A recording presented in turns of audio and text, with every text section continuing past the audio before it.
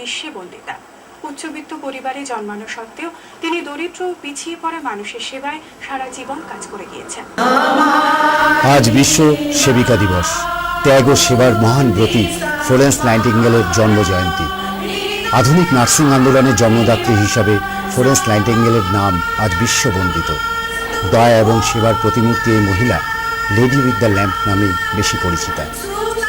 তার জন্ম এক উচ্চ ইংরেজ পরিবারে হলেও তিনি বেছে নিয়েছিলেন সেবার ব্রত। 1845 সালে পরিবারের আপত্তি সত্ত্বেও তিনি দরিদ্র এবং পিছিয়ে পড়া মানুষদের সেবার কাজে নিজেকে নিয়োজিত করেন।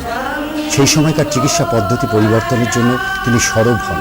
1854 সালে ক্রিমিয়ার যুদ্ধে 38 জন মহিলাকে নিয়ে তিনি আহত সৈনিকদের শুশ্রূষার কাজ শুরু করেন।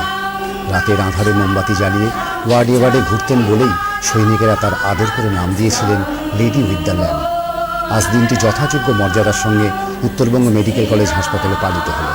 সকালবেলায় প্রভাত পেটিতে অংশ নেন হাসপাতালের সেবিকারা। কলেজের মাল্টিপারপাস হলে এদিন অনুষ্ঠানের আয়োজন করা হয়। প্রতিকৃতিতে মাল্যদান করা হয়। তার মৃত্যুর 100 বছর পরে আজ তিনি জীবিত আছেন বিশ্বের প্রতিটি সেবিকার হৃদয়ে।